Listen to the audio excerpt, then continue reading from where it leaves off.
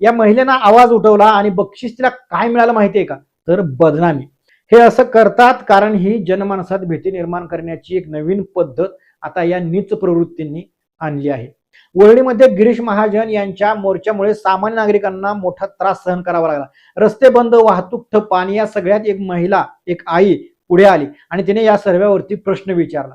पण खरी कहाणी इथून सुरुवात झाली.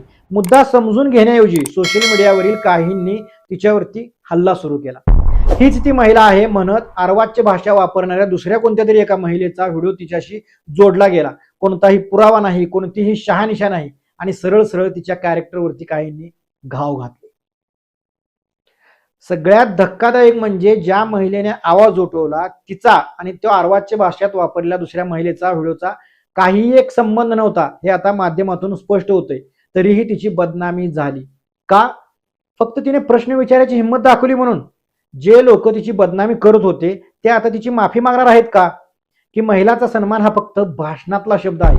कारण जर एखादी महिला तिच्यावर होणाऱ्या त्रासाविरोधात आवाज उठवते, सिस्टीमला नेत्यांना प्रश्न विचारते आणि तिच्या बदल्यात तिचं नाव, तिची प्रतिष्ठा खोटं बोलून, खोटे व्हिडिओ दाखवून मलिन करता, थोडी तरी लाज आहे का?